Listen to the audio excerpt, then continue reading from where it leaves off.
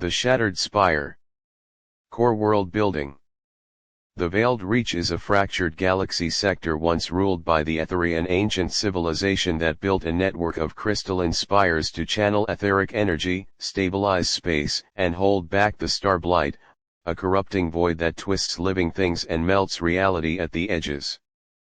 3,000 years ago, the Great Cataclysm shattered the central spire. The network collapsed. The starblight swept in. The Etheri vanished, leaving only ruins, half-broken relics, and warnings sealed in stone. Today, the Reach is split between the tyrannical Order of the Final Dawn, which worships the starblight as purification, the crumbling Galactic Federation, scavenger clans, and scattered survivor colonies. Spire fragments sell for fortunes on the black market. Few remember what the spires were actually for. Kael Voss, an ex-Federation scout turned relic hunter, has carried a tiny shard of spire crystal since he was a child. He has always been able to hear it. He is about to find out the shard chose him. Chapter 1, The Ruins of Liriel.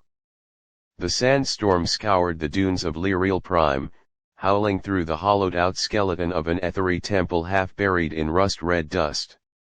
Kael Voss pressed his back to a weathered stone pillar, goggles pulled tight over his eyes, and waited for the wind to die. His duster was caked in sand.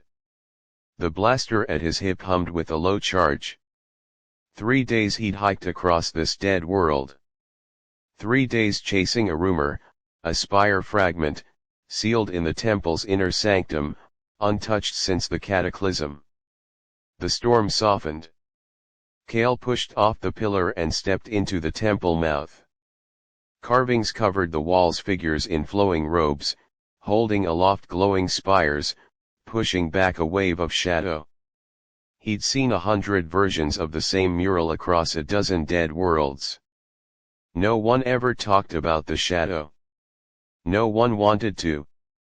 The inner sanctum was a circular chamber, open to the sky at the center. Sunlight slanted down onto a stone pedestal. And resting on it, pulsing with soft blue light, was a shard of Etheri crystal about the size of his palm. Kael's chest tightened. The shard in his pocket, the small one he'd carried since childhood, warmed instantly, thrumming in time with the larger piece. He stepped forward slowly, like he was approaching a wild animal. The air hummed. The hair on his arm stood up. When his fingers closed around the fragment, the room exploded with light. Vision slammed into him, a tower of crystal reaching into the stars, a sound like 1,000 voices singing, darkness pouring through a crack in the sky, and a single word, whispered in a language he didn't know but understood: beware. He stumbled back, gasping. The fragment was cool in his hand now, glowing steady. Nice find, Voss. The voice came from the doorway. Low, rough, amused. Kael looked up. 4 raiders stood there, blasters raised. Their leader was a brute with a scar across his jaw, wearing the black patch of the Iron Reavers. Hand it over, the man said. And maybe we let you walk out of here. Kael's hand drifted to his blaster. You really wanna do this today? The raider smiled. Nah. We're gonna shoot you and take it anyway. Kael moved faster than they expected. He dove behind the pedestal, blaster firing in the same motion. A red bolt seared the air where his head had been. Stone chips exploded across the room. He fired back, catching one raider in the shoulder. The man yelled and went down. The others opened fire, pinning him behind the stone. Over the roar of blasters, he heard the familiar whine of a ship's engines, low, fast, coming in hot. The wall on the far side of the temple exploded inward. A sleek, beat-up cargo freighter burst through the stone, its hull scraping against rock. The rear ramp slammed down. Get in. A woman's voice yelled over the commotion. Kale didn't need to be told twice. He sprinted for the ramp, shard clutched in his hand. Blaster bolts zinged past him. He dove inside, and the ramp hissed shut behind him. The ship lurched upward, tearing free of the temple. In the cockpit, Lyra Wren grinned, one hand on the controls, her cybernetic left eye glinting. "Took you long enough," she said. "I was starting to think you'd gotten yourself killed." Kale collapsed into the co-pilot's seat, breathing hard. He held up the crystal shard. It glowed brighter now, pulsing like a heartbeat. Lyra's grin faded. "Whoa. That's a big one. Tell me about it." Kale stared at the shard. The vision still echoed in his head: the broken tower, the darkness, the warning. Somewhere behind them, the raider ships were lifting off, giving chase. But Kale barely noticed. He could feel the shard. Not just in his hand. Everywhere. Like it was reaching out. Like it was looking for something. Lyra's console beeped sharply. Her smile dropped completely. Kale, you might wanna see this." He leaned forward. On the scanner, a massive blip was approaching, huge, angular, black. An order of the Final Dawn cruiser. And it was heading straight for them. End of Chapter 1. Chapter 2, The Stranger in the Bar. Lyra wrenched the Wanderer into a hard dive, skimming above the dunes. The Order cruiser loomed behind them, filling the sky, its shadow swallowing the desert. "Blast it, Kale, did you lead them here?" Lyra snapped, punching the throttle. "They never come this far out." "I didn't call them." Kale gripped the armrest. The shard in his hand grew hotter, pulsing faster. "It's the crystal.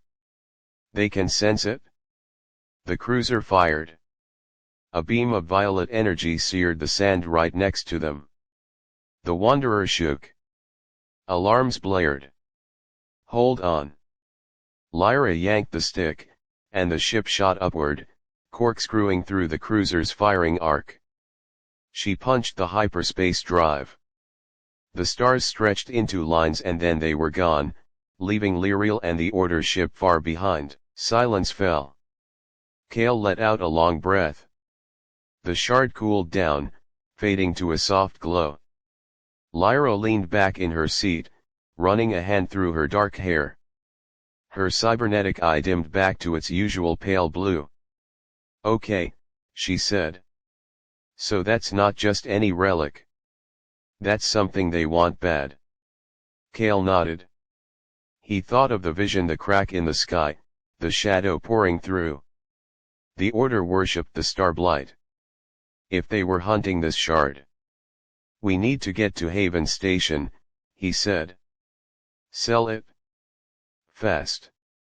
Before they track us down." Lyra gave him a look.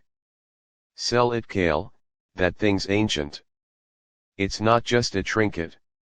It's trouble," he said flatly. "And I don't need more trouble." Haven Station was a rusted hulk of metal wedged in an asteroid field, a lawless port for smugglers, hunters, and anyone running from the Federation or the Order. The air inside smelled like ozone, fried food, and sweat. They headed straight for Jax's bar, a dim hole in the wall at the station's lower level. Jax, the owner, dealt in relics and information. If anyone would buy the shard, it was him. But Jax wasn't alone when they walked in. A man in a long gray cloak sat at the bar, his face half in shadow. He looked old, but his eyes were sharp silver, like starlight. When Kale walked in, those eyes locked onto his pocket, where the shard was hidden. Kale slowed. Lyra tensed beside him. Jax looked up from wiping a glass. "Voss. Heard you found something good." "Cut the crap, Jax." Kale slid onto a stool. "I got a grade A ethery shard." You buy, we leave. Simple. Before Jax could answer, the cloaked man spoke. His voice was low, rough, like stones grinding together. You shouldn't sell it, he said. You shouldn't even carry it. Not while the order is hunting. Kale turned to him. Who are you? The man didn't answer directly. I am Thalon. I have been waiting for someone like you for a very long time. Someone who can hear the crystal. The air in the bar went cold. Kale's hand tightened around the shard in his pocket. No one knew about that. No one. How do you? The spires call to their own, Thalon said, cutting him off. You carry their blood. You always have. That's why the shard responds to you. That's why the order is coming. Lyra stepped forward, hand on her blaster. Back off, pal. We don't know what you're talking about. Thalon's silver eyes flicked to her. You will. Soon enough. The starblight is spreading. The central spire is waking. And if the order gets all the shards first, they will shatter what's left of the seal entirely. He stood up. He was taller than he looked, lean and straight, like a soldier who'd stood watch for 1,000 years. They know you have it, he said. They will be here by dawn. If you're smart, you'll run. And you'll keep the shard. You're gonna need it. He dropped a small data chip on the bar. Coordinates. For the next fragment. Find it before they do. It's your only chance. Then he turned and walked out, his cloak swirling behind him. Kale stared at the chip. Lyra looked at him. You believe that guy, she said. Kale picked up the chip. He turned it over in his fingers.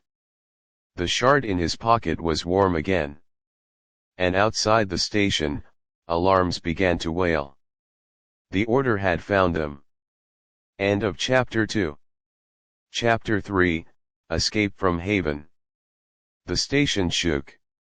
Explosions rumbled from the docking bay. Red emergency lights flashed on, painting the bar in streaks of blood red.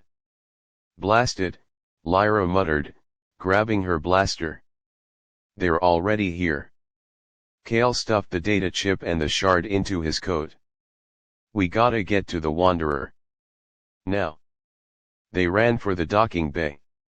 The station was in chaos, people screaming, running, stalls overturned. Over the comms, a voice boomed, distorted and cold, this is the order of the final dawn. Surrender the Ethery relic. All who harbor it will be purged. Purged my ass, Lyra growled. She skidded around a corner, Kale right behind her. The docking bay was a war zone. 2 order soldiers in black armor were gunning down dock workers, clearing a path. Their violet blasters burned holes straight through metal walls. Get down, Kale hissed. They ducked behind a stack of cargo crates. There's 2 of them, Lyra whispered. I take left, you take right. Kale nodded. He gripped his blaster.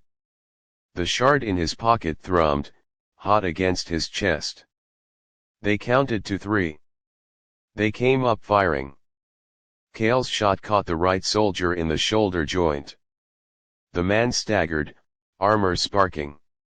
Lyra put a bolt straight through the left soldier's visor. He crumpled. The first soldier roared and raised his rifle. Kale fired again and missed. The soldier's beam seared the crate right next to his head. Then something strange happened. The shard in Kale's pocket flared. A wave of blue light burst outward, slamming into the soldier. He flew backward, slamming into the hull of a ship, and went still. Silence. Lyra stared at Kale, eyes wide. Did you do that? Kale stared at his hands. He didn't know. He'd never done anything like that before. Doesn't matter, he said, shaking his head. Let's go. They ran for the Wanderer. The ramp was already down. Lyra bolted for the cockpit. Kale was halfway up the ramp when he saw him. A tall man in white and gold armor stood at the far end of the bay. A mask covered his face. In his hand, he held a staff topped with a dark crystal that pulsed with violet light. Vorath. High Prophet of the Final Dawn. The most feared man in the Reach. He looked right at Kale. And he smiled. Kale's blood ran cold. He stumbled back into the ship. The ramp hissed shut. Lyra. Go go go. He yelled, sprinting for the cockpit. Look away from the controls. Her jaw was tight. Whoever that Thallin guy is, she said, he wasn't lying. They really want that shard. Kale pulled the data chip out of his pocket. He slid it into the console. A hologram popped up, a star map, with a single coordinate marked deep in the frost belt. A dead moon called Kira 9. And next to it, a single word, written in Ethery script, second.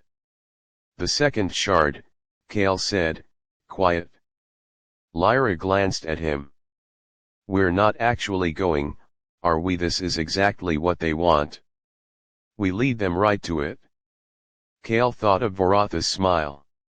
He thought of the vision on Lyriel the shadow, the crack in the sky.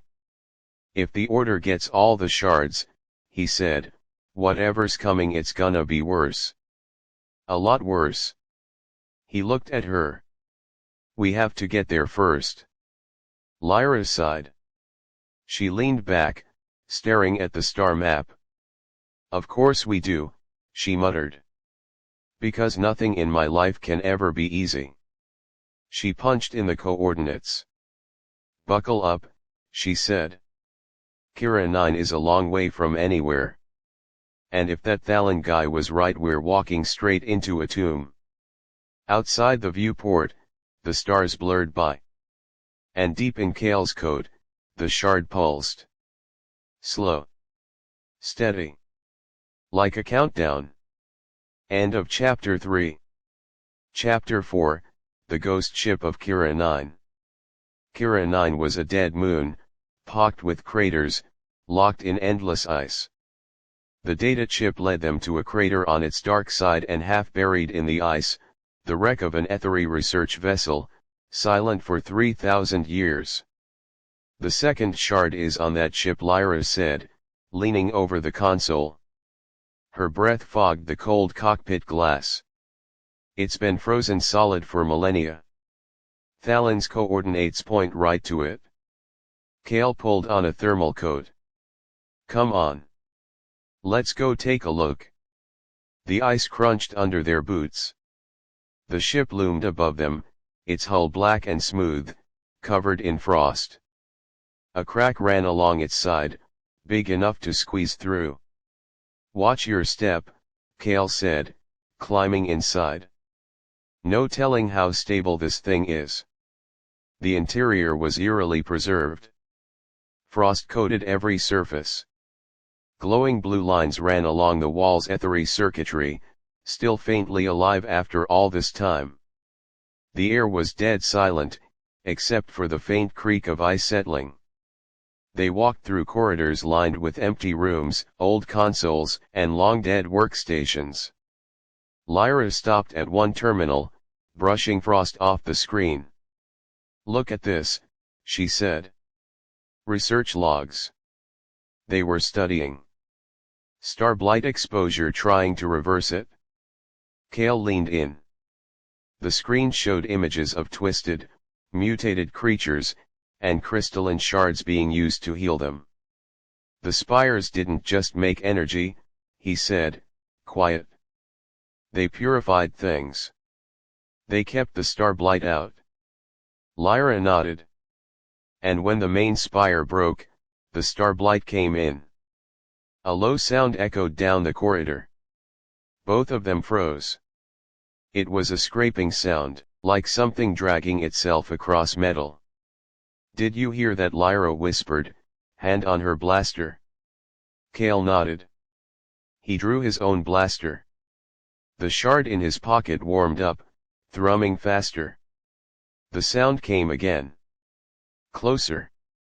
They moved forward, slow and quiet. The corridor opened into a large lab. In the center of the room, a pedestal stood empty. The shard was gone. And in the corner, huddled over a pile of torn metal, was a thing that had once been human. Its skin was gray and stretched. Its limbs were too long. Its eyes glowed violet starblight corruption. It had been trapped here for centuries, twisted by the void. It lifted its head when they stepped in. It hissed. "Blighted," Cale muttered. "Must have been one of the crew. Got trapped when the ship crashed." The creature lunged. They fired at the same time. Blaster bolts seared into its chest. It staggered back, screeching, but it didn't fall. Starblight mutations made them tough. It swiped at Lyra.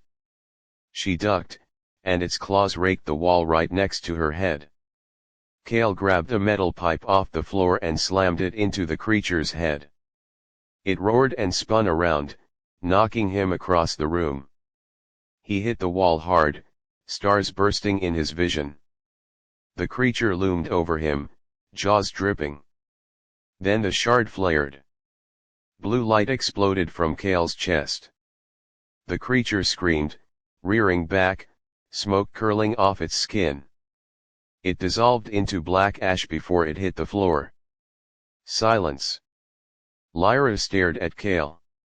She walked over, offering him a hand. "Okay," she said. "We need to talk about the whole, glowy crystal magic thing. Because that's twice now." Cale took her hand, pulling himself up. His head was spinning. "I don't know what it is," he said. "It just happens. When I'm scared. Or angry." Lyra didn't push it. She nodded at the empty pedestal. "Shard's gone," she said. "Someone got here before us." Cale frowned. He walked over to the pedestal. Carved into the base was the same ethery symbol he'd seen 100 times, a spire wrapped in chains. But there was something else. New scratches. Fresh marks. "Someone was here recently," he said. "Within the last few months." Lyra's comms beeped. She answered it, then went pale. Cale, you're gonna wanna see this." She pulled up a scanner feed. Outside the ice crater, 3 order dropships had landed. Soldiers were pouring out.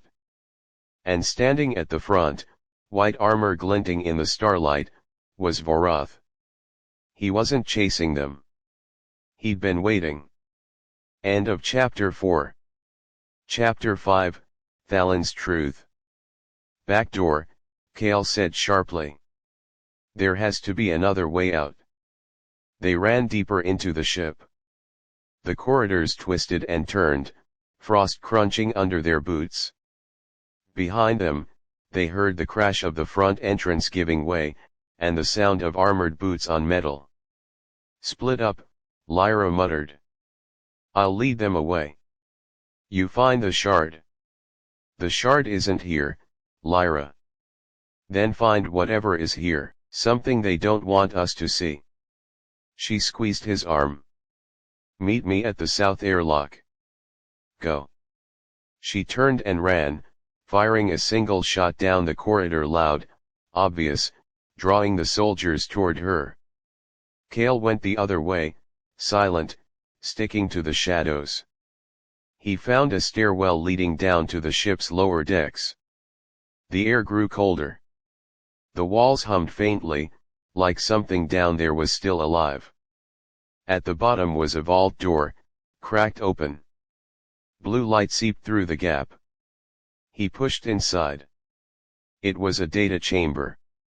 Rows of crystal storage cores lined the walls, glowing softly.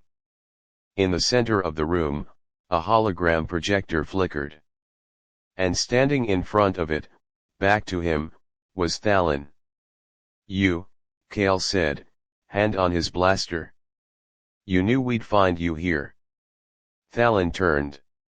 His silver eyes glowed in the blue light. "I knew you'd survive long enough to reach it," he said. "Most don't." "Where's the second shard?" "Gone," Thallon said. "The Order took it 3 days ago. Vorath has been collecting fragments for years. He has 4 now. He needs 7 to reawaken the central spire." "Reawaken it for what?"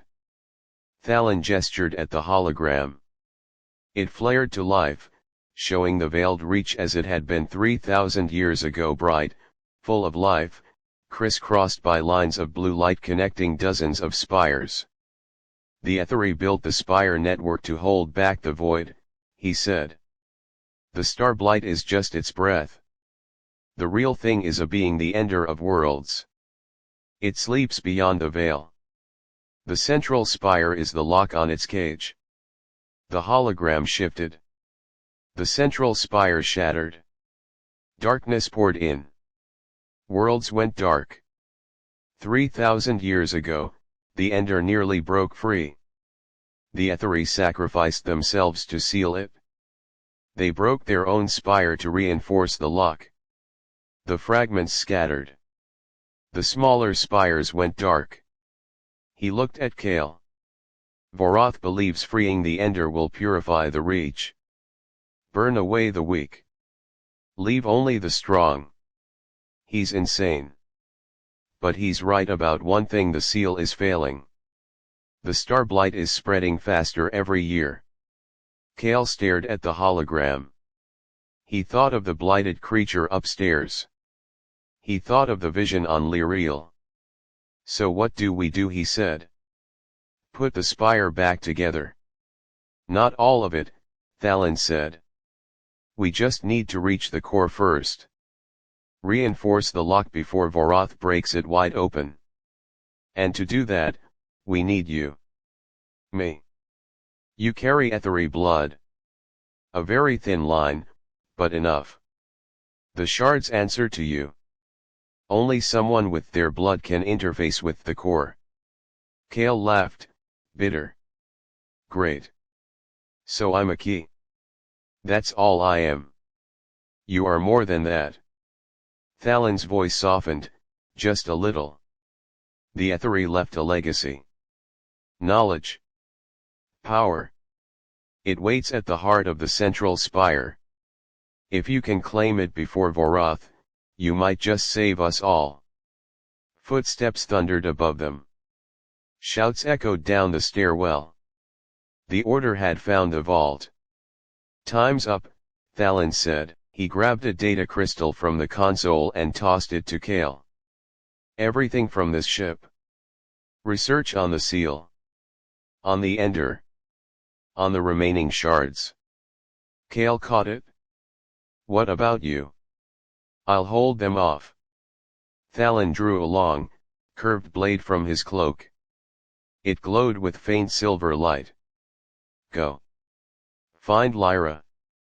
Get off this moon. Next stop, the ocean world of Vera. The third shard is there, in the sunken city. Find it before Vorath does." Kale hesitated. "You'll die." Thallon smiled, a thin, tired thing. "I've died once already," he said. "Now go." Kale ran. Behind him, he heard the vault door slam shut, and the sound of steel meeting armor. He didn't look back. End of Chapter 5. Chapter 6, The Sunken City of Vera. Kale found Lyra at the south airlock, leaning against the wall, catching her breath. She had a cut on her forehead, but she was grinning. "Took you long enough," she said. I was starting to think you left me. Sorry. Kale grabbed her arm. We gotta go. Now. Thalin's buying us time. They ran for the Wanderer. Order soldiers were swarming the ice behind them, firing as they ran. The ship's ramp hissed open. They dove inside. Lyra blasted off before the ramp was even fully closed. They didn't jump to hyperspace until they were well clear of the moon. When the adrenaline faded, Kale told her everything: Thalin, the Ender, the Spire as a lock, Varatha's plan. Lyra was quiet for a long time, staring out at the stars. So we're not just relic hunters anymore, she said finally. We're saving the galaxy. Looks like it. She snorted. Typical. Can't just have a normal job. No. We gotta go fight a void god. But she was already pulling up star charts for Vera. Vera was a world almost entirely covered in deep, dark ocean. The Etheri sunken city sat 2 miles below the surface, inside a crater that had once been a mountain peak. We can't go down there in the Wanderer, Lyra said, studying the scans. Hull implode. We need a sub. A deep dive one. They stopped at a floating port city on Vera's surface, a ramshackle collection of platforms and boats, populated by fishermen, scavengers, and people hiding from the Order. Lyra knew a guy. Rook was an old smuggler with a peg leg and a beard full of salt. He owed Lyra a favor. He also had a beat-up deep-sea sub, rusted but rated for the depth. You're crazy, he said, when they told him where they were going. The sunken city's cursed. Everyone who goes down there don't come back. Cursed with starblight? Kale asked. Rook nodded grimly. Things swim in them depths now. Things that ain't fish. The Order's been down there too, last few weeks. Dropped probes. Sent divers. Most never came up. Kale and Lyra exchanged a look. Varath was already here. We still have to go, Kale said. Rook sighed. Figured you'd say that. Take the sub. But if you die down there, don't come haunt me. The sub creaked and groaned as it sank into the dark. The water grew blacker the deeper they went. The only light came from the sub's headlights, cutting through the dark like knives. 2 miles down, the city came into view. It was enormous. Spires and domes and bridges, all built from smooth black stone, half buried in silt. Glowing blue algae clung to the walls, painting the ruins in faint, eerie light. Whoa, Lyra breathed. They built this whole city underwater. It was on land, once, Kale said. Before the cataclysm. The oceans rose. The city sank. They set the sub down on a wide plaza. They pulled on diving suits, grabbed lights and blasters, and stepped out into the cold dark water. The silence was total. Heavy. Every sound was muffled, distant. They swam toward the central temple, the largest building, its doors half buried in sand. The third shard should be inside, if Varath hadn't already taken it. Kale's chest piece hummed. The shard in his suit pocket was thrumming wildly. They were close. Inside the temple, the walls were covered in carvings, the same story: the spire, the void, the sacrifice. At the far end, an altar rose from the floor. And resting on it, glowing bright blue, was the third shard. It was still there. Varath hadn't found it yet. Kale swam forward, reaching for it. Lyra grabbed his arm. She pointed upward. High in the shadows of the temple ceiling, dozens of pale, twisted shapes hung from the stone. Blighted leviathans. Eel-like things, too many teeth, too many eyes. They were watching. And they were starting to move. End of Chapter 6. Chapter 7, The Temple of the Deep. The creatures uncoiled from the ceiling. Their bodies were long and pale, their mouths full of needle-sharp teeth. They moved fast, silent, cutting through the water like knives. "Go for the shard!" Lyra yelled over the comms. She raised her underwater blaster and fired. A bolt of superheated plasma seared through the water, hitting one creature square in the head. It convulsed and went limp. But there were too many. Kale swam for the altar. The shard blazed brighter the closer he got. He could feel it in his bones, singing in time with the one in his pocket. A creature lunged at him from the side. He twisted, slamming his diving knife into its eye. It screeched, bubbles pouring from its mouth, and darted away. He reached the altar. His hand closed around the shard. The temple shook. Light exploded outward from the crystal, bright blue, filling every corner. The creatures screamed, writhing in the light. Their skin burned and dissolved. Kale felt the power surge through him, warm, alive, ancient. Visions flooded his mind again, sharper this time, the Etheri, standing in this very temple, chanting. The central spire, cracking. A voice, deep and terrible, echoing from the dark. And a single figure, raising a sword of crystal, driving it into the spire's core to seal the rift. The figure turned. For a split second, Kale saw its face. It looked just like him. He gasped, bubbles bursting from his regulator. The light faded, the remaining creatures fled into the dark. Lyra swam over to him, concerned. "Kale, you okay?" He nodded, dazed. He held up the shard. It was bigger than the first one, pulsing steadily. "I'm fine," he said. "We got it? Let's get out of here." They turned to go and froze. Floating in the temple doorway, backlit by the glow of their sub's lights, was a figure in white armor. Vorath. He wasn't wearing a helmet. His face was pale, scarred, his eyes solid violet starblight touched. He smiled when he saw the shard in Kale's hand. "Thank you, boy," he said, his voice strange and distorted in the water. "You saved me the trouble of digging it out myself." Kale stepped back, blaster raised. "How did you get down here?" Vorath laughed. "I have been following the shards longer than you've been alive. I knew you'd lead me right to it. You Etheri brats are so predictable." He raised his staff. The dark crystal on top glowed purple. "Hand it over. And I might make your death quick." Lyra fired first. Her bolt streaked toward Vorath's chest. He flicked his staff, and a barrier of violet energy swallowed the shot. "Cute," he said. He waved his hand. A blast of void energy slammed into both of them.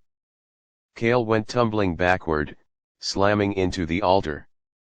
His ears rang. His vision blurred. Vorath drifted forward, slow and menacing.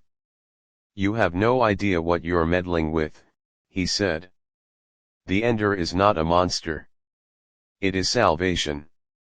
It will burn away the rot of this weak, dying galaxy. And I will be its prophet." He reached for the shard in Kale's hand. Kale's fingers tightened around the crystal. And he unleashed everything he had. Blue light exploded from his body, so bright it turned the water white. Vorath roared, thrown backward, his armor smoking. Kale grabbed Lyra's arm. "Run." They bolted for the door. Behind them, Vorath screamed in rage. They swam as fast as they could for the sub. The temple shook around them, stone crumbling. Voratha's roars echoed behind them. They made it to the sub. The hatch slammed shut. Lyra hit the ascent button. The sub shot upward, fast. They didn't speak until they broke the surface, sunlight streaming through the window. Kale leaned back, breathing hard. The 2 shards in his pocket felt heavy, warm, alive. Lyra looked at him. Her face was pale. Vorath, she said. He knew about the Etheri blood. He called you an Etheri brat? Kale nodded. He thought of the vision, the figure with his face, driving the sword into the spire. Thalon was right, he said. It's not just a little blood. It's a line. A direct line. And I don't think it's an accident I ended up with that first shard. He looked out the window, at the endless ocean stretching to the horizon. Vorath has 4 shards. We have 2. There's 1 left. Lyra's jaw tightened. Then we find it first. Whatever it takes. End of chapter 7. Chapter 8, The Wanderers of the Waste. The 7th and final shard was hidden in the ash wastes of Vorath Prime, the very heart of order-controlled space. Thalon's data crystal had the coordinates, an old fortress, buried in volcanic ash, built by the Etheri as their last stronghold after the cataclysm. Vorath Prime, Lyra said, staring at the map like it had personally offended her. That's his homeworld. His entire fleet is there. We'll be shot down before we even enter atmosphere. Then we don't fly in, Kale said. We sneak in. With smugglers. Through the old mining tunnels. Lyra groaned. Of course we do. Why take the easy route? They docked at a rundown space station on the edge of order space. There, they met a crew of scavengers who ran supply runs into Vorath Prime under fake IDs. For a steep price, they agreed to hide Kale and Lyra in a cargo crate. The trip was miserable, dark, cramped, dusty.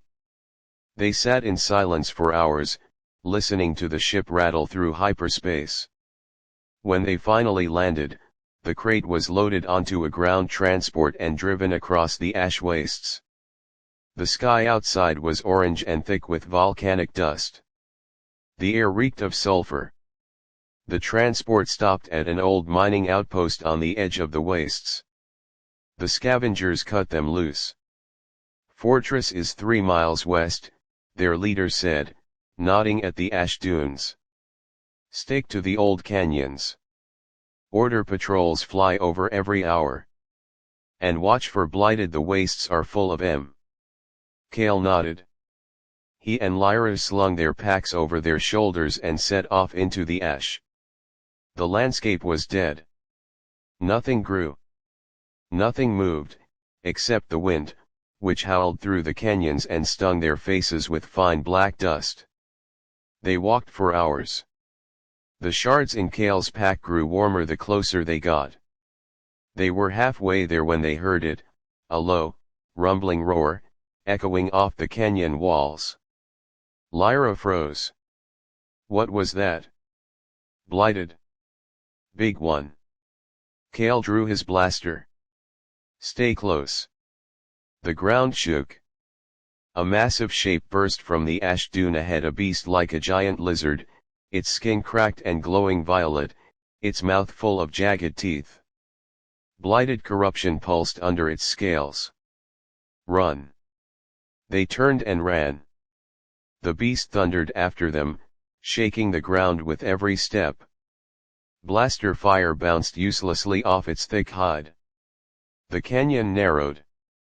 A dead end. Up. Kale yelled, pointing at a ledge. They scrambled up the rock face. The beast slammed into the wall below them, roaring, claws scraping at the stone. It was too high. It couldn't reach them. But it wasn't leaving. Great, Lyra panted. Now what, we sit here until it gets bored. Kale didn't answer. He was staring at the wall next to them. Carved into the stone, half buried in ash, was an ethery symbol, the Spyran chain's mark. There was a door here. He brushed the ash away. A stone panel slid aside, revealing a dark tunnel leading into the mountain. "Come on," he said. "This leads to the fortress." "I can feel it." Lyra glanced down at the beast, then back at the tunnel. "Of course it does," she muttered. "Why would anything ever be easy?" They slipped inside. The door slid shut behind them, sealing out the roar of the beast. The tunnel was dark, but the shards in Kale's pack glowed softly, lighting the way. The walls were covered in old carvings, ethery warriors, preparing for battle.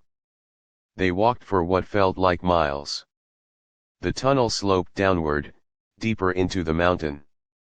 Finally, it opened into a massive cavern. And in the center of the cavern, standing tall and broken, was the fortress. It was carved directly into the rock walls, towers, a central keep. Ethery architecture, sharp and beautiful, glowing faintly with residual crystal light. And at the top of the central keep, Kale could see it, a bright blue point of light, pulsing steady. The seventh shard. They'd found it. But they weren't alone. Movement flickered at the fortress gates. Soldiers. Black armor. Violet lights. The order was already here. Dozens of them.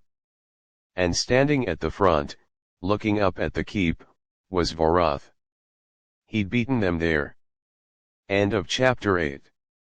Chapter 9, The Fortress of Ash. They ducked back into the tunnel mouth, hidden in shadow. "Blast it," Lyra whispered. "How did he get here so fast?" "He probably left Vero before we did," Kale said. "He knew where the last shard was. He was just waiting for us to lead him right to it." Vorath stood at the gates, his staff glowing. He was speaking to his soldiers, but his voice was too low to hear. Then he raised his staff, and the great stone doors rumbled open. He was going inside. "We can't let him get that shard," Kale said. "If he does, he has all 7. He can go to the central spire." Lyra nodded. She checked her blaster, then her belt of explosives. "Okay. Plan, we sneak in through the side tunnels, find the shard before he does. Grab it. Run. Simple." "Simple," Kale repeated, dry. They slipped out of the tunnel and hugged the cavern wall, moving silent as shadows through the ash. They found a cracked side entrance half buried in rubble, and squeezed inside. The fortress was eerie. Silent. Dust floated in beams of blue light from overhead crystal lamps. Everything was preserved, like the ethery had just walked out yesterday. They crept through hallways and courtyards, staying out of sight of order patrols. The shard's pulse grew louder, stronger, pulling Kale upward, toward the top of the keep. The throne room. They climbed a winding stone stairwell, silent as cats. At the top, a pair of great double doors stood slightly ajar. Blue light spilled through the gap. Kale peeked inside. The throne room was enormous. At the far end, a stone throne sat empty. And above the throne, set into the wall, was the 7th shard, the largest one yet, embedded in a crystal panel, glowing like a small sun. Vorath stood in the center of the room, staring up at it. His soldiers lined the walls. "Beautiful, isn't it?" Vorath said, loud enough for Kale to hear. "The final piece. I knew you'd come, Voss. I could feel you. Crawling up my stairs like a rat." Kale froze. He'd been seen. Vorath turned. He smiled. Come out, he said. Let's end this. Kale exchanged a look with Lyra. She nodded, hand on her explosive charges. They stepped into the room. 7 shards, Vorath said, gesturing at the wall. 6 in my vault. 1 up there. And 2 in your pack. That makes 9. No, wait, you found 2 more since Vera. Clever boy. He tapped his staff on the stone floor. But you cannot win. The Ender calls to me. It shows me things. The future. My future. A galaxy purified by fire. You're insane, Kale said. You're gonna kill everyone. Better a clean death than this slow rot. Vorath's voice hardened. Hand over your shards. And I will let the girl live. Lyra laughed, sharp and bitter. Nice try. But we're not here to negotiate. She nodded at Kale. Now. Kale raised his blaster and fired at the shard panel on the wall. No, not at the shard. At the stone around it. The rock cracked. The shard wobbled, then fell free. Kale leaped forward, catching it mid-air. The 7th shard burned in his hand. Power roared through him. The room shook. Vorath roared in rage. Get him. The soldiers charged. Lyra threw her explosives. They detonated at the front of the room, blowing a cloud of dust and stone into the air. Chaos erupted. Kale turned and ran for the side door. Lyra was right behind him. To the tunnels. He yelled. They burst out of the throne room and sprinted down the stairs. Behind them, Vorath's screams echoed through the fortress. They ran through the halls, back toward the side entrance. But when they rounded the corner, they skidded to a halt. A squad of soldiers blocked the way. And behind them, Vorath's voice boomed from the other end of the corridor. Trapped. Kale gripped the shards. Power hummed under his skin, hot and ready. Lyra raised her blaster. Ready to make some noise? Kale nodded. Always. End of Chapter 9. Chapter 10, The Power of 7. The soldiers opened fire. Violet bolts seared the corridor. Kale threw up a hand and a wall of blue etheric light bloomed in front of them, catching the bolts. The energy rippled, then dissipated. Lyra stared. Okay. That's new. Focus. Kale gritted his teeth. The shield was draining him fast. Find us a way out. Lyra scanned the walls. She spotted a ventilation shaft high up, its grate loose. There. She fired at the bolts holding the grate. It clattered to the floor. Go. I'll cover you. Kale lowered the shield for half a second. Lyra fired, pushing the soldiers back. Kale jumped, catching the edge of the shaft, and pulled himself up. He reached down and hauled Lyra in after him. They crawled as fast as they could through the dark metal duct. Behind them, they heard soldiers yelling, and the sound of Vorath's voice, furious. The shaft led outside, opening onto a narrow ledge halfway down the fortress wall. The ash wind howled around them. Now what? Lyra yelled over the wind. Kale looked down. The drop was hundreds of feet. At the bottom, ash dunes stretched away toward the canyon. We climb, he said. Climb? Are you insane? Got a better idea? Lyra glared at him. Then she sighed, slinging her pack around. Fine. But if I die, I'm haunting you. Forever. They climbed. The stone was rough, loose in places. More than once, a handhold crumbled, and they dangled over the drop. Halfway down, Vorath appeared on the ledge above them. He looked down. He smiled. He raised his staff.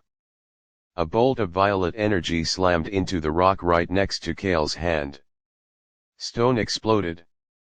Kale slipped, one hand flailing. Kale! Lyra screamed. Kale caught himself with his other hand. His heart hammered. Vorath laughed. Run all you want, boy. You cannot escape destiny. I will have those shards. And then I will shatter the lock. The Ender will come. And everything will burn. He raised his staff again. Kale looked down. The ground was still far below. He looked at the shards in his hand. Use me, a voice whispered in his head. Soft, ancient. Let go. He didn't think. He let go. Not of the wall of the control he'd been holding onto. He released the power. Blue light exploded outward from his body in a wave. It slammed into the fortress wall. Cracks spider-webbed across the stone. The whole ledge above them crumbled. Vorath yelled and stumbled back. Kale didn't wait. He grabbed Lyra's arm. Hold on. He channeled the ether around them, wrapping them in a cushion of glowing blue energy. Then he pushed off the wall. They fell. The wind shrieked past them. Lyra screamed, clinging to Kale's arm. The glow softened their fall. They hit the ash dune hard, but not hard enough to kill them. They rolled down the slope, coughing, covered in dust. When they stopped, Lyra sat up, gasping. She stared at Kale like she'd never seen him before. What the hell was that, she said. Kale shook his head. He was dizzy, exhausted, but the shards in his hand still hummed with power. I don't know, he said. But it worked. They got to their feet. Behind them, the fortress rumbled. Rocks fell. Voratha's angry shouts echoed down the canyon. They didn't stay to listen. They ran for the canyon mouth, for the mining tunnels, for the ship waiting at the outpost. They had all 7 shards now. Well, not all 7. Vorath still had 4. But they had 3. 3 was enough to reach the central spire. 3 was enough to get to the core first. End of Chapter 10. Chapter 11, The Shattered Spire. The central spire floated in the heart of the Veiled Reach, in a region of space called the Void Maw, a graveyard of broken stars and dead worlds, where the starblight was strongest. No one went there. Ships that entered never came back. But Kale had the shards. And the shards knew the way. The wanderer drifted through the dark. The stars were thin here, dim and red. Streaks of violet mist curled past the viewport, raw starblight energy. Lyra stared at the scanner, her brow furrowed. Sensors are going nuts. Can't tell what's rock and what's, whatever that stuff is. Keep going, Kale said. He sat in the co-pilot seat, the 3 shards laid out on the console in front of him. They glowed brighter the deeper they went, pulling them forward like a compass. Ahead, the mist parted. And there it was. The spire. It was enormous, a tower of black crystal, miles tall, broken at the top, jagged edges reaching toward the void. Cracks ran up its sides, glowing faint violet from within. Chunks of crystal floated around it in a vast debris field, turning slowly in the dark. It was beautiful. And terrifying. Whoa, Lyra breathed. It's huge. Kale nodded. He could feel it, the spire. Old. Hurt. Sleeping. And deep inside, something else. Something vast and dark and hungry, pressing against the lock from the other side. The Ender. The core is at the center, Kale said, quiet. Thalon said we have to reach it. Reinforce the seal before Vorath gets here.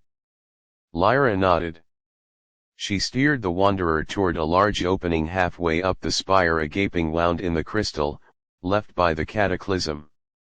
We'll park in there, she said. Walk the rest of the way.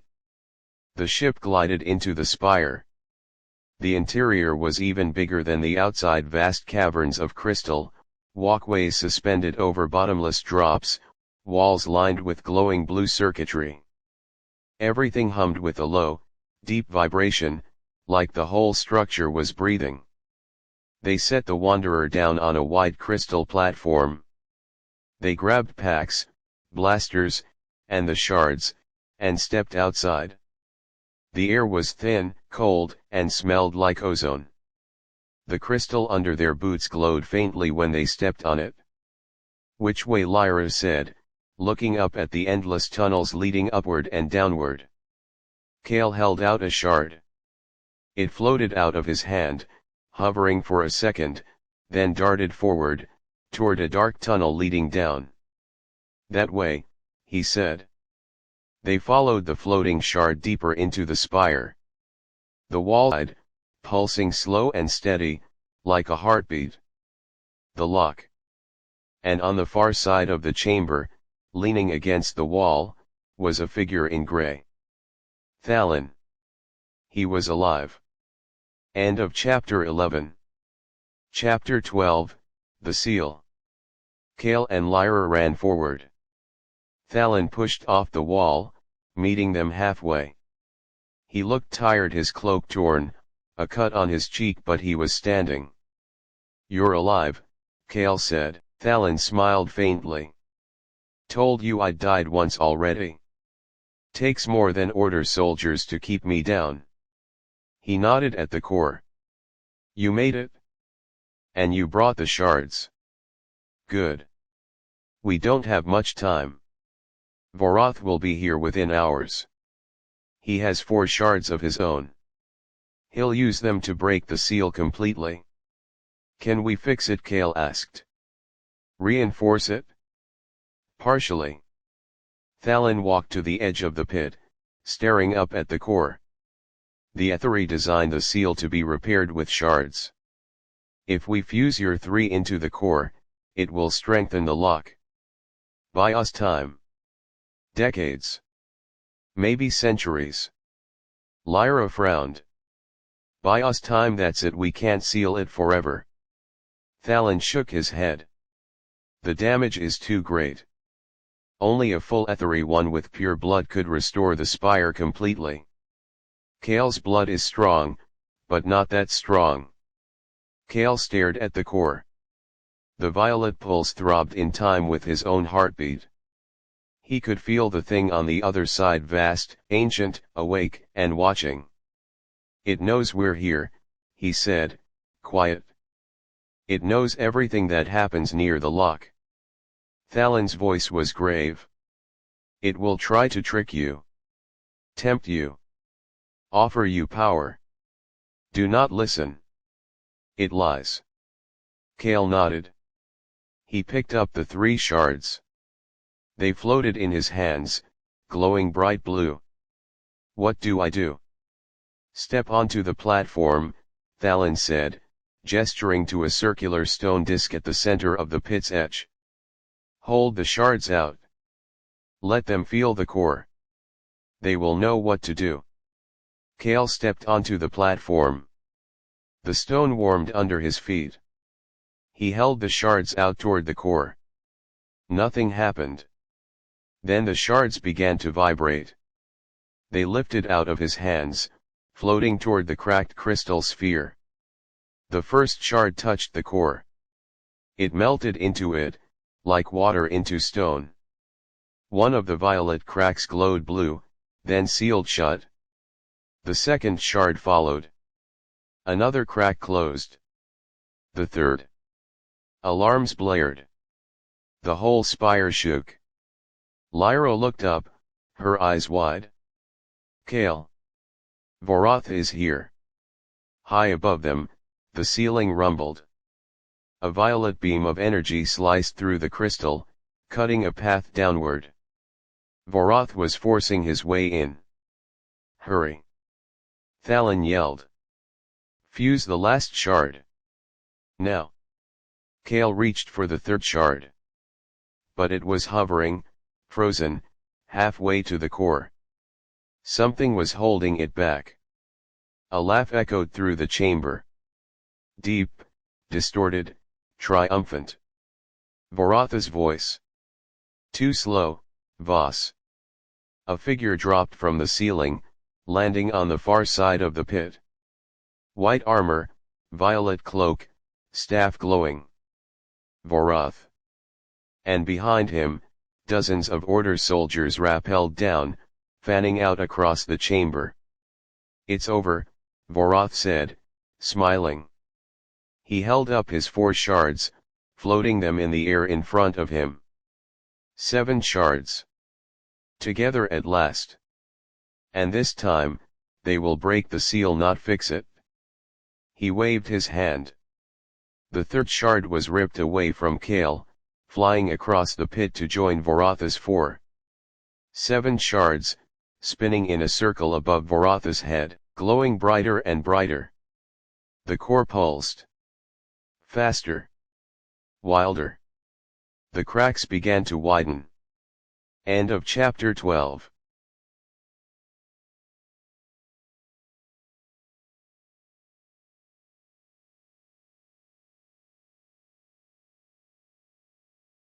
Chapter 13, The Betrayal.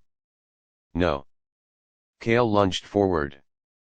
But a wall of violet energy slammed into him, throwing him back. He hit the stone hard, wind knocked out of him. Lyra fired at Vorath. He blocked the shot without even looking. Pathetic, he said. You think a few toys and a drop of ethery blood can stop destiny? He raised his staff. The 7 shards spun faster. The core roared. Violet light poured out of the cracks, flooding the chamber. The Ender was waking up. Thalon stepped forward, his silver blade drawn. You do not know what you're unleashing, Vorath. Vorath laughed. I know exactly what I'm unleashing. Purification. Rebirth. A galaxy reborn in fire. He flicked his fingers. A blast of void energy hit Thalon square in the chest. The old man flew backward, slamming into the crystal wall, and slid to the ground, motionless. Thalon! Kael yelled. Vorath turned back to the core. His eyes glowed solid violet. Now, he whispered. Awaken! The shards shot forward, slamming into the core all at once. The whole spire screamed. Cracks exploded outward across the crystal sphere. Violet light burst forth, so bright it burned the eyes. A sound like 1,000 worlds dying echoed through the chamber. The seal was breaking. Kael watched in horror as the core split open. And behind it, in the dark, something moved. Something vast. Then something strange happened. The violet light flickered. Vorath frowned. What?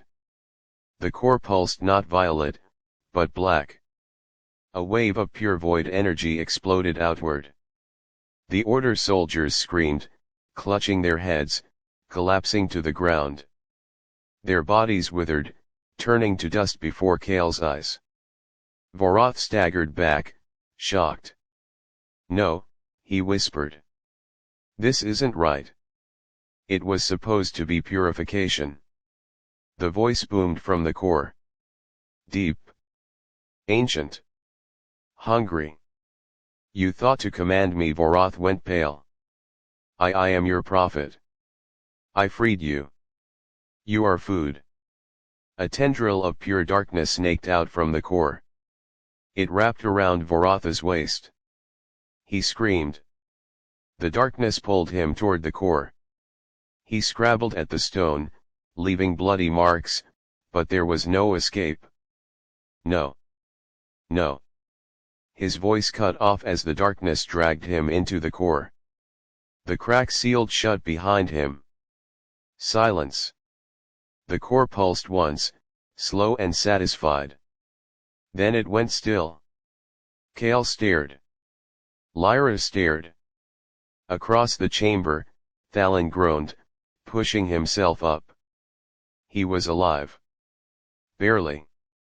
It ate him, Lyra said, numb. Thalon coughed, blood on his lips. The Ender does not make deals. It does not have profits. It consumes. Vorath was a fool. He thought he could control it. Kale stood up slowly. His legs were shaking. Is it over, he said. Did eating Vorath make it go back to sleep? Thalon shook his head. His face was grim. No, he said. It fed. It is stronger now. The seal is cracked worse than ever. It's just biding its time. Gathering strength. Before it breaks free completely. He looked at Kale. We have one chance, one last hope. Deep in the spire, below the core, there is the heart of the Aetheri, the collective consciousness of every Aetheri who sacrificed themselves. Their power. Their knowledge. Their legacy. He met Kale's eyes.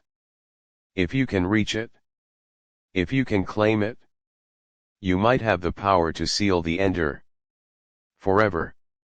Kale looked at the core. At the cracks glowing violet. At the vast, hungry thing behind it. Okay, he said. Show me how. End of chapter 13. Chapter 14, The Descent. The path below the core was a narrow crystal stairwell, winding downward into total darkness. The air grew colder the deeper they went.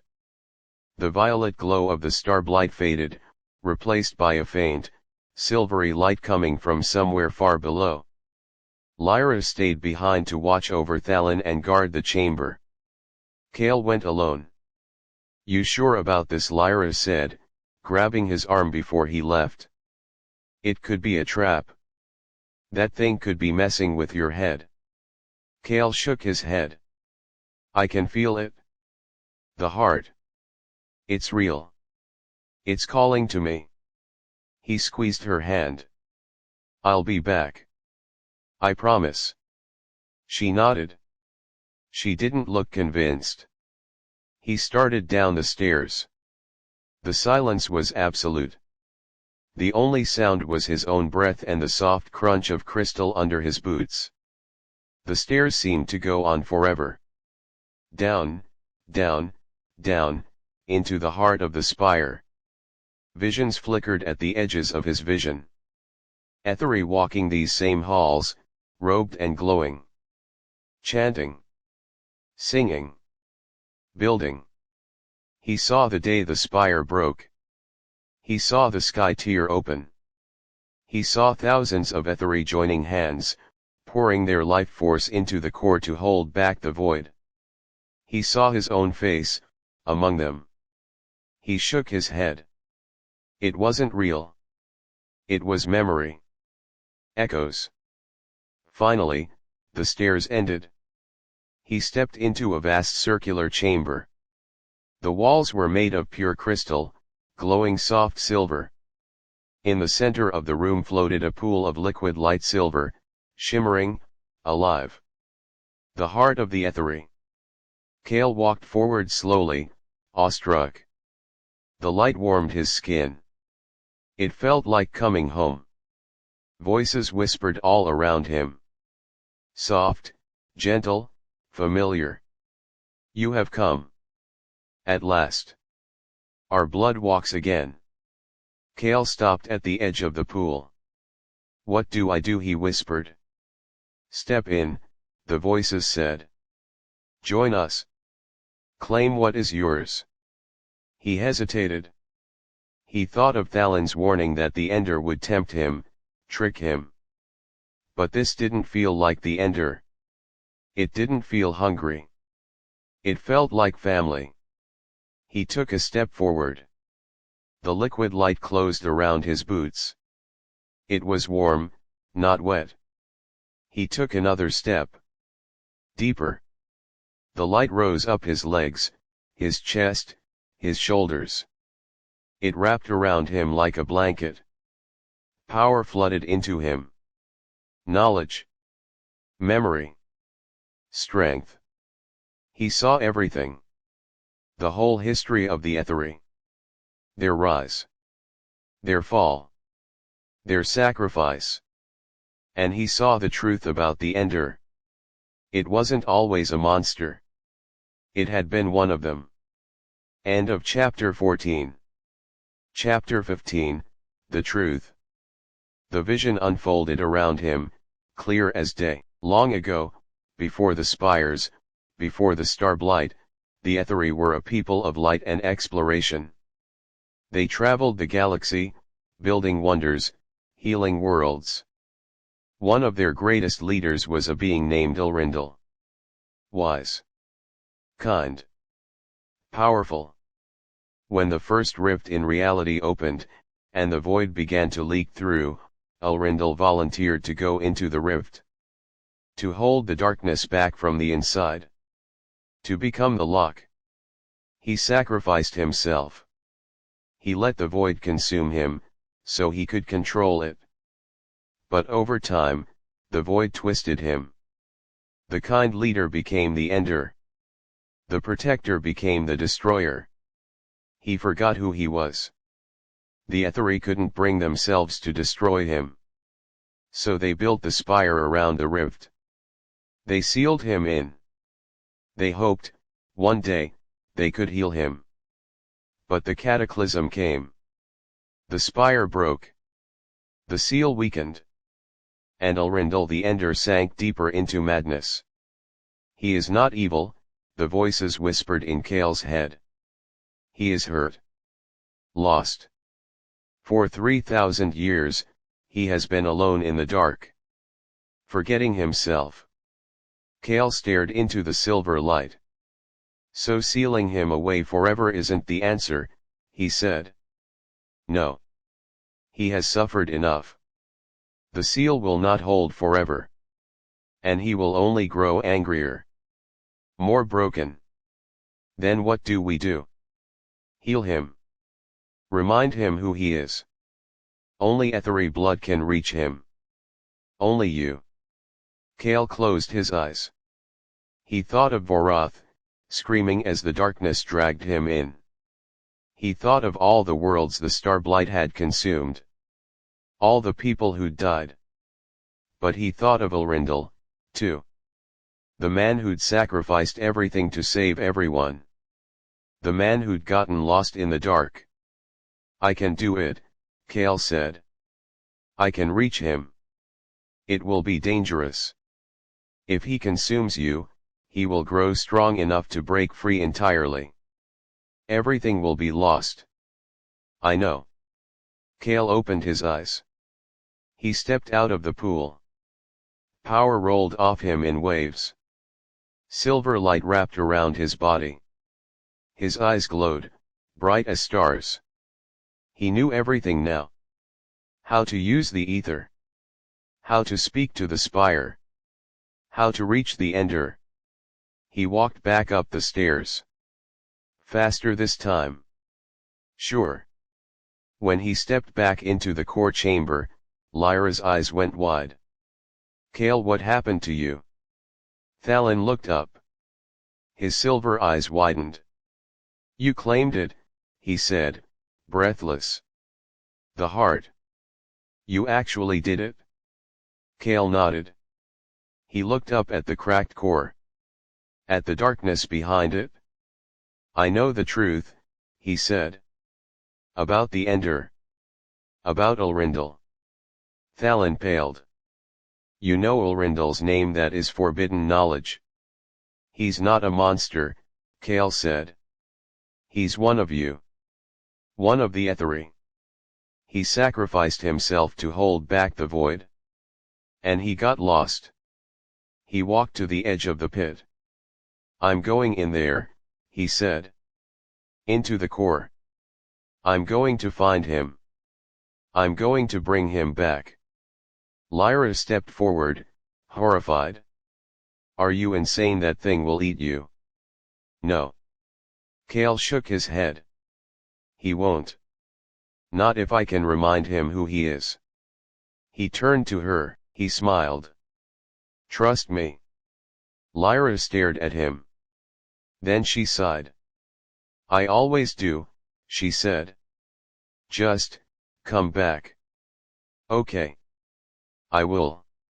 Kale turned toward the core. He raised his hands. Silver light wrapped around him. He stepped off the platform. And floated upward, toward the cracked crystal sphere. Toward the dark. End of chapter 15.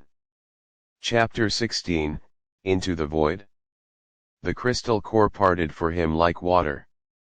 He passed through the seal, and into the rift. It was nothing like he'd imagined. It wasn't all darkness. It was a vast, endless expanse of swirling violet and black, dotted with tiny, dying stars. The air, if you could call it air, hummed with a low, sad sound. Like the whole place was weeping. And in the center of it all, coiled around a shard of broken crystal, was the Ender. It was enormous. A mass of shadow and tendrils and light, shifting, changing, too big to comprehend. Its eyes were two suns of violet fire, ancient and tired and full of rage. It lifted its head when Kale drifted closer. Another one, it rumbled. Its voice shook the whole rift. Another little light to snuff out. Tendrils of darkness snaked toward Kale. He raised a hand. Silver light bloomed around him, pushing the darkness back. The Ender paused. Ethery, it said. Surprised. Angry. How dare you come here? This is my prison. Your people put me here. I know, Kale said. His voice echoed, clear and steady, amplified by the heart's power. I know who you are. Elrindal. The whole rift went still. The Ender froze. That name, it whispered. I remember that name. You were a leader, Kale said, drifting closer. You were brave. You loved your people. When the rift opened, you volunteered to come here. To hold the void back. To protect everyone. No. The Ender recoiled, like the words burned. I am hunger. I am destruction. I am. You are lost. Kale's voice softened. You've been alone here for so long, you forgot who you are. But it's not too late. You can come back. The Ender roared. A wave of darkness slammed into Kale. Silver light flared, holding it back, but Kale could feel the pressure enormous, crushing. Lies. The Ender screamed. Your people betrayed me. They left me here to rot. They didn't leave you, Kale said. They built the spire to hold you safe. To wait for a cure. They died trying to save you. All of them. They never stopped caring. He held out his hand. Silver light streamed from his palm, warm and gentle. Remember, Elrindal. Remember the light. Remember your home. Remember who you were. The light touched the Ender's shadowy form. The great beast shuddered. Visions exploded across the rift. A young man with silver eyes, laughing in a field of starflowers. A great hall full of light, people singing. A hand on a shoulder, a promise, I will come back. The Ender's form flickered. For a split second, Kale saw him, the man he'd been. Tall, silver-haired, tired, with kind eyes. Then the rage came back, sharper than ever. No! Elrondel screamed, I cannot go back. I am a monster. I have destroyed worlds. I have killed thousands. Darkness exploded outward. The rift shook. The seal at the edge of Cale's vision cracked wider. I cannot stay, Elrondel said, his voice breaking. Go, boy. Before I consume you. Before it is too late for both of us. The darkness surged forward, swallowing Cale's light. Cale fell. End of chapter 16. Chapter 17, The Reminder. Cale hit something hard. He lay there, dazed, silver light flickering around him. The Ender loomed above him, vast and terrible, but its eyes were not angry anymore. They were sad. Leave, Elrondel said. While you still can. Cale pushed himself up. His whole body ached. But he didn't run. No, he said. He thought of all the memories the heart had given him. All the stories of Elrondel. The things he'd loved. The people he'd protected. Cale closed his eyes. He reached deep into the heart's power. And he began to sing. It was an old song. An ethery lullaby. The song Elrondel's sister used to sing to him, when they were children. Cale's voice was soft at first, then stronger, echoing through the rift. Silver light wrapped around the words, weaving through the darkness. The Ender went still. The tendrils of shadow softened. The violet fire in its eyes dimmed. That song. Elrondel whispered. How do you know that song? Cale kept singing. He drifted closer, slow, not threatening. He reached out, and laid a glowing hand on the Ender's shadowy surface. The darkness rippled. Memories flooded out, not just Cale's, but Elrondel's. His childhood. His family. The day he swore to protect his people. The day he walked into the rift. The long, lonely years after. For 3,000 years, he'd been alone. For 3,000 years, the void had eaten away at him, piece by piece, until he forgot everything but the hunger. But the song stayed. Buried deep. The great beast began to shrink. The shadows pulled inward. The tendrils faded. The violet fire dimmed. And standing there, in the middle of the rift, was a man. Silver hair. Silver eyes. Tired. Old. But whole. Elrondel. He looked at his hands, like he couldn't believe they were real. Then he looked at Cale. Thank you, he said, his voice soft, human. I thought I would be lost forever. Cale smiled, tired. You just needed someone to remind you. The rift shook around them. The seal at the edge cracked wider. Elrondel looked up, his face grave. The rift is growing, he said. I cannot hold it back anymore. Not the way I am now. I'm too weak. Too broken. Then let me help, Cale said. The heart of the ethery. It's full of power. We can use it to repair the rift. Together. Elrondel shook his head. It is not enough. To seal a rift this size, you need a keystone. A living consciousness, anchored to the core. Someone to be the lock, from the inside. He met Cale's eyes. It has to be me. Cale's stomach dropped. No. You just got yourself back. You can't, it is my choice. Elrondel smiled, a sad, gentle thing. It was always my choice. I came here to protect people. I will stay here to protect them.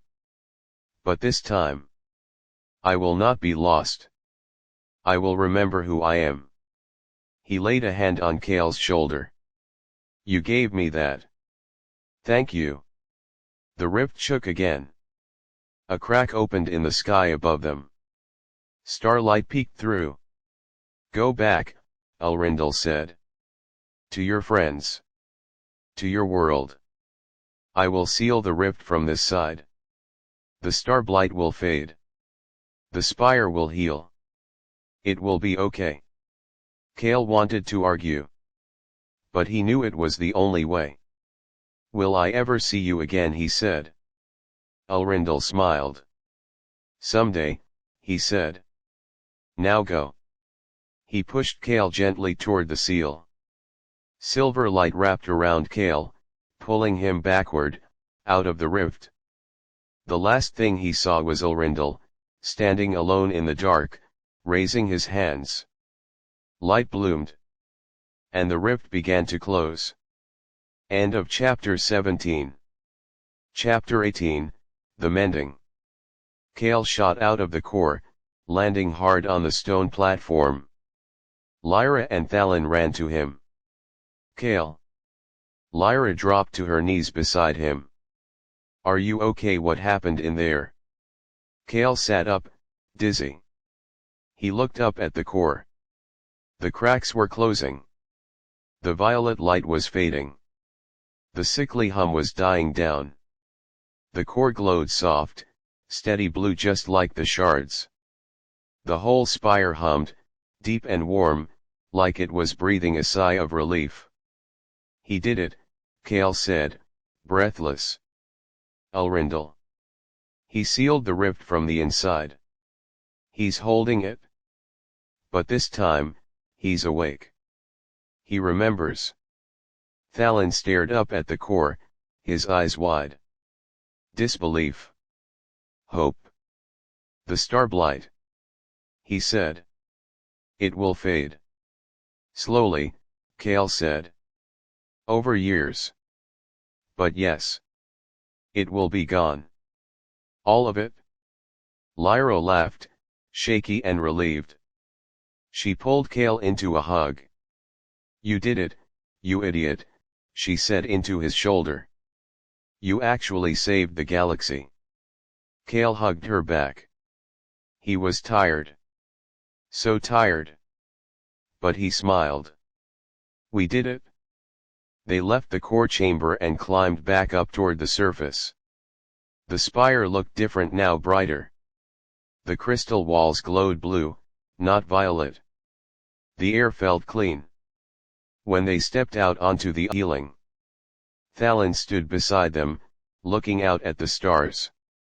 For the first time, he looked peaceful. After 3,000 years, he said, quiet. It is finally over. Kale nodded. He thought of Elrindal, alone in the dark, but whole. Awake. At peace. It wasn't a perfect ending. Elrindal was still trapped. The Ender was gone, but the man remained, a prisoner by choice. But it was a good ending. The best they could get. They boarded the Wanderer. The ship lifted off, gliding out of the spire, into the starlight. Behind them, the great crystal tower turned slowly, glowing blue, a beacon in the dark. They were going home.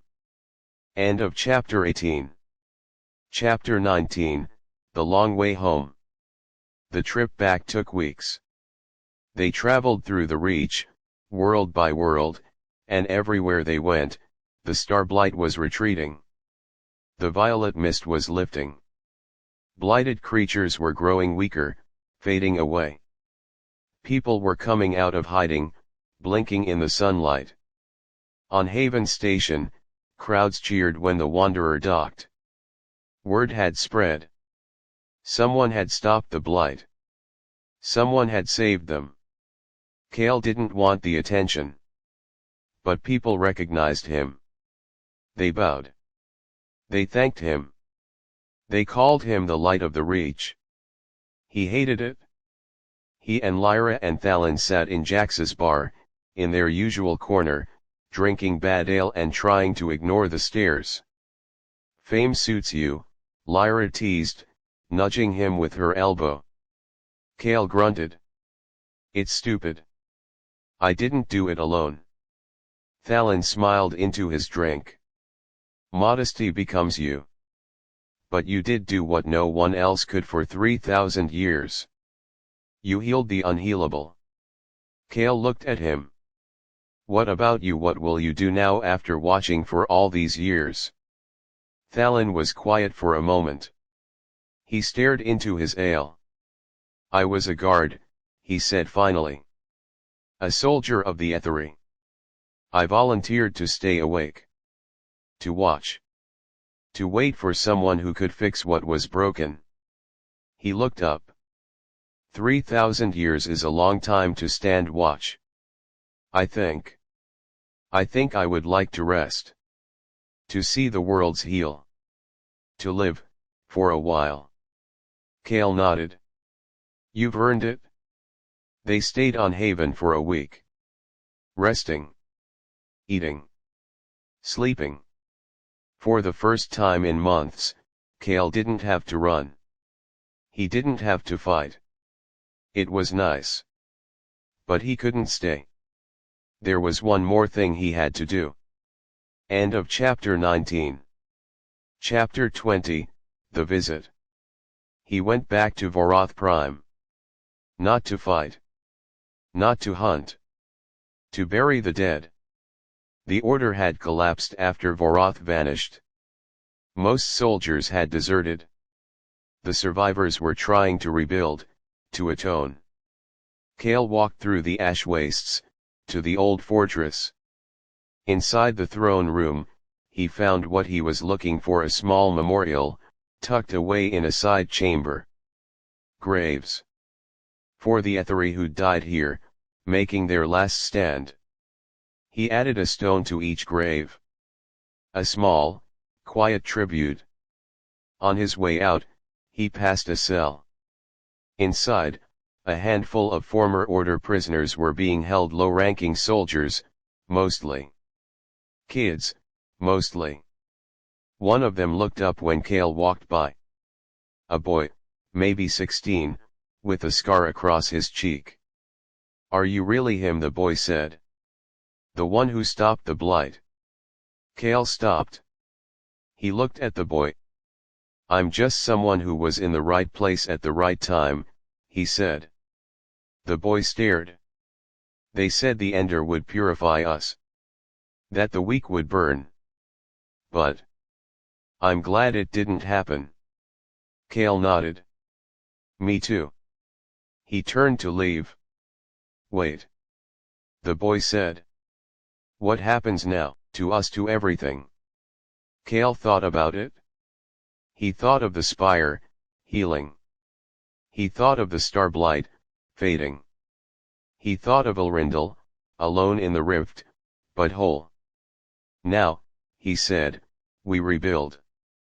He walked out into the ash wind. The sky was lighter than it had been when he arrived. The orange haze was fading. You could almost see blue, if you squinted. Lyra was waiting for him by the ship, leaning against the hull. All done, she said. All done. She pushed off the ship. Then where to next? Home haven, somewhere far away from all this. Cale looked up at the sky. At the stars, bright and clear. There were 100 worlds out there that needed help. 100 scars left by the blight.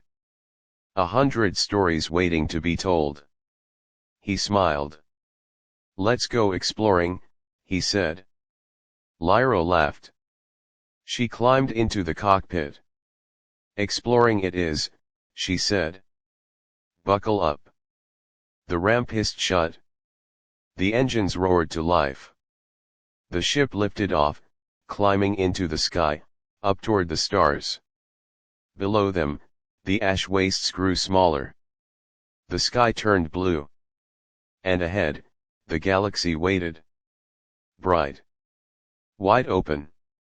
Full of possibility. End of chapter 20. Chapter 21, The Colony of New Liriel. 6 months later. The Wanderer touched down on the green plains of New Liriel, a colony world that had been nearly wiped out by the star blight 3 years prior. Now the grass was growing back. Birds sang. Children ran through the fields. Kale and Lyra had spent those 6 months traveling the Reach, helping where they could, delivering supplies to broken colonies, clearing out remaining blighted nests, helping towns rebuild. Thalin had gone his own way, traveling to old Ethery ruins, restoring them, turning them into schools and hospitals. He sent messages sometimes. Short. Quiet. He was happy. Today, they'd come to New Liriel for the opening of a new memorial, a spire of polished stone, inscribed with the names of everyone the blight had taken. The whole colony turned out for the ceremony. The mayor gave a speech. People laid flowers. Afterward, an old woman approached Kale. She leaned on a cane, her face lined, her eyes bright. "Thank you," she said, taking his hand. "My son died in the blight. But my granddaughter, she gets to grow up in the light. Because of you." Kale's throat tightened. "I didn't do it alone." The woman smiled. "Maybe not. But you showed up. That's what matters." She walked away. Kale stood there, watching her go. Lyra came over and leaned against the stone next to him. "Getting soft in your old age," she teased. Kale snorted. "Shut up." But he was smiling. That evening, they sat on the roof of the colony's meeting hall, watching the sunset. The sky turned pink and gold over the plains. "Remember when we were just relic hunters?" Lyra said, quiet. "Stealing shards, running from raiders, thinking a big score meant enough credits to fix the hyperdrive." Kale laughed. "Yeah. Seems like a lifetime ago." "Sometimes I miss it," she said. "The simplicity, just us, the ship, and the next job. No parades. No memorials. No people calling you a hero." Kale nodded. He knew what she meant. He missed it too, sometimes. But then he looked out at the fields, at the kids laughing, at the lights coming on in the colony houses. And he knew he wouldn't trade this for anything. "Hey," Lyra said, nudging him. "You ever think about Himmelrindel all alone down there?" Kale nodded. He thought about him often. Late at night, when the ship was quiet, he could still feel him distant, but there. Calm. At peace. "He's not alone," Kale said. "Not really. He's got the memories. The light. And he chose it. He's where he wants to be." Lyra was quiet for a minute. "Do you think we'll ever see him again?" Kale smiled. He looked up at the stars, coming out one by one. "Someday," he said. "Someday." End of chapter 21. Chapter 22, The Relic. They were 3 days out from Haven Station when the distress call came in. It was faint. Crackly. Coming from an uncharted asteroid belt on the edge of the Reach. "This is the Pilgrim's Grace. We are under attack. Raiders. We have families on board. Please, anyone, help us." Lyra looked at Kale. "Raiders out here this far from anything." Kale leaned forward, already checking the weapons systems. "Sounds like Iron Reavers. They've been hitting civilian ships since the blight ended. Preying on colonies trying to resettle." Lyra's jaw tightened. "Assholes. Think we can take 'em?" Kale grinned. "Always." The Wanderer banked hard, heading for the asteroid belt. They found the Pilgrim's Grace a beat-up colony transport, listing to one side, shields failing. 3 raider ships were buzzing around it, firing at the hull, trying to break through. "Target the lead ship," Kale said. "Disable their engines. Don't kill them if we don't have to." Lyra fired. The Wanderer's main cannon seared through space, hitting the lead raider square in the engine block. It spun out, trailing smoke. The other 2 raiders broke off their attack and turned toward the Wanderer. A dogfight ensued. Asteroids zipped past. Laser bolts crisscrossed the dark. Lyra wove the Wanderer through the rock field, fast and deadly. They disabled the second raider with a shot to the wing. The third tried to run. Lyra muttered. She fired a tracking bolt. It hit the fleeing ship dead on. "Gotcha. Now the local militia can pick 'em up later." The Pilgrim's Grace sent over a grateful comms message. Their captain thanked them a dozen times. Kale was about to reply when something caught his eye on the scanner. Inside the largest asteroid, half buried in rock, was a signal. "Ethery." "Wait," he said. "Hold on. There's something in that big rock there. A structure. An Ethery outpost, I think." Lyra frowned. "You wanna check it out? We just saved a colony ship. We could call it a day." But Kale was already pulling up the scans. The signal was faint, but familiar. Like a heartbeat. "Come on," he said, "just a quick look. Could be something useful. Supplies. Old tech. Something the colonies could use." Lyra sighed. "Fine. But if we get attacked by more blighted monsters, I'm blaming you." They maneuvered the Wanderer into a cave mouth in the asteroid. Inside was a large cavern, and at the far end, half buried in stone, was a small Ethery outpost intact, sealed, glowing faintly blue. They suited up and went inside. The outpost was small, a single room, a control console, a few storage crates. Everything was perfectly preserved. "Score," Lyra said, prying open a crate. "Medical supplies. Ethery tech. This stuff is worth a fortune on the colony worlds." Kale wasn't listening. He was standing in front of the console, staring at a small, ornate box sitting on top. The box was carved from black crystal. It hummed softly, in time with his heartbeat. He reached out and lifted the lid. Inside, resting on a bed of silk, was a ring. Silver, set with a tiny blue shard of spire crystal. And when he picked it up, a voice spoke in his head, soft, familiar, like an old friend. "Keeper of the spire.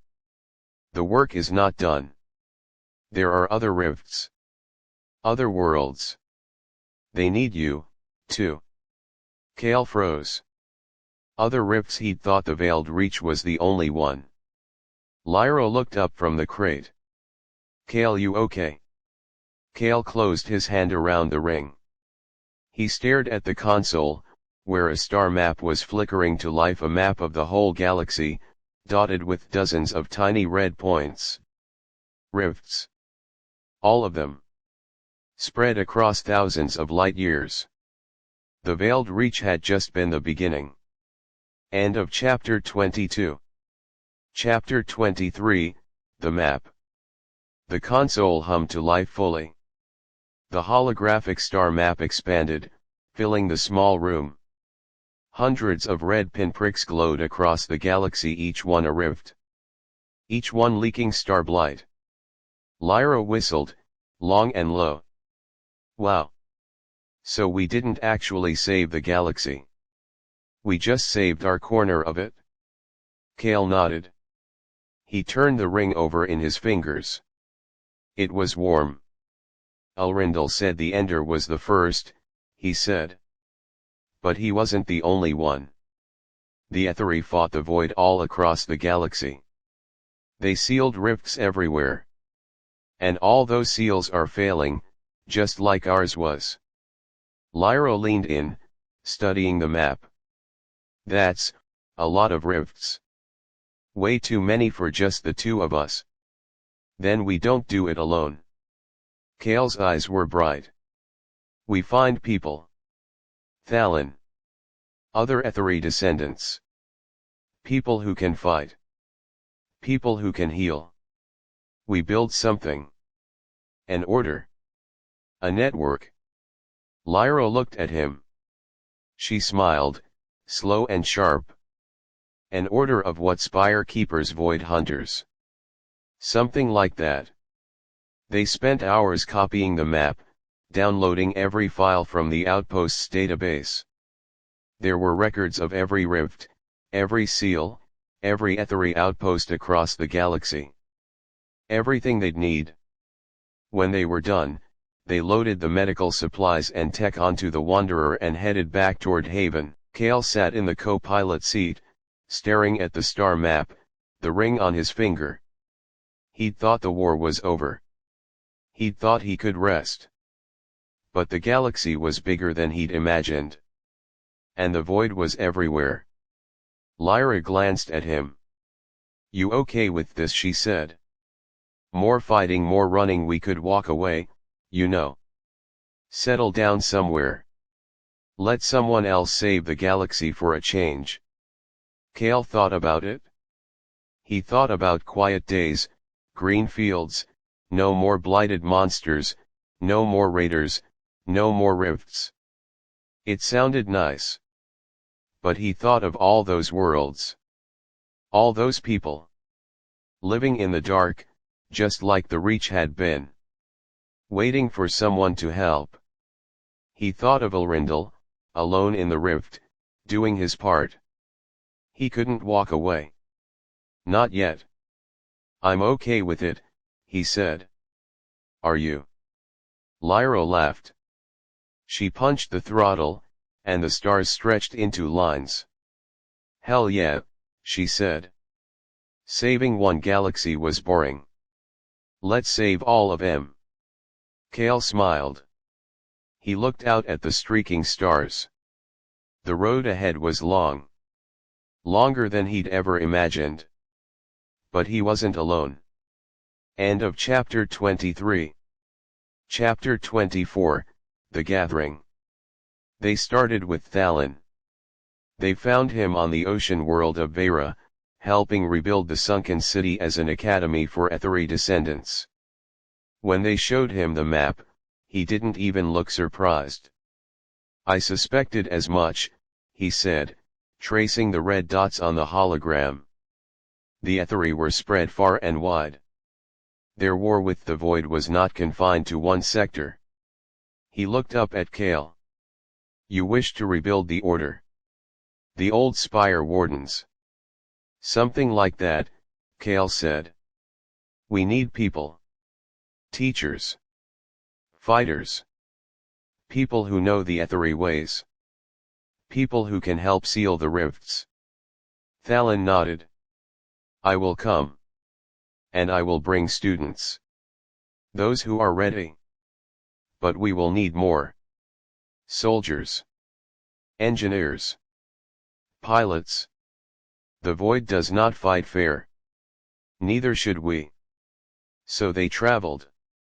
They went to Vorath Prime, and recruited the former Order soldiers who wanted to atone, kids who'd been lied to, who wanted to do good with the rest of their lives. They went to the Ash Wastes clans, and found scavengers and mechanics who knew how to keep ships flying in the worst conditions. They went to the Federation core worlds, and found scientists and diplomats and doctors who were tired of sitting around while the galaxy burned. Word spread. People came. 6 months later, they had a fleet. Not a big one, a dozen ships, 200 people. But it was theirs. They set up their base in the asteroid outpost Kale had found. They expanded it, built hangars and barracks and labs. They named it the Spirehold. Kale stood on the observation deck one night, looking out at the fleet, at the stars, at the men and women training below. Lyra came and stood beside him. "Look at us," she said, quiet. "We used to be two people in a beat-up freighter, running from raiders. Now we have an army." "Not an army," Kale said. "A community." Lyra smiled. "Okay, Sappy, a community." They stood there for a while, in silence. "Think we can actually do this?" Lyra said. "Seal all those rifts all across the galaxy." Kale twisted the ring on his finger. It hummed, soft and steady. Chapter 24, The Gathering. "I think we can try," they started with Thalon, and for now they found him on the ocean world of Vera and of helping rebuild the sunken city as an academy for Etheri descendants. When they showed him the map, he didn't even look surprised. "I suspected as much," he said, tracing the red dots on the hologram. The Etheri were spread far and wide. Their war with the Void was not confined to one sector. He looked up at Kale. "You wish to rebuild the Order? The old Spire Wardens?" "Something like that," Kale said. "We need people. Teachers. Fighters. People who know the Etheri ways. People who can help seal the rifts." Thalon nodded. "I will come. And I will bring students. Those who are ready. But we will need more. Soldiers. Engineers. Pilots. The Void does not fight fair. Neither should we." So they traveled. They went to Vorath Prime, and recruited the former Order soldiers who wanted to atone, kids who'd been lied to, who wanted to do good with the rest of their lives. They went to the Ash Wastes clans, and found scavengers and mechanics who knew how to keep ships flying in the worst conditions. They went to the Federation core worlds, and found scientists and diplomats and doctors who were tired of sitting around while the galaxy burned. Word spread. People came. 6 months later, they had a fleet. Not a big one, a dozen ships, 200 people. But it was theirs. They set up their base in the asteroid outpost Kale had found. They expanded it, built hangars and barracks and labs.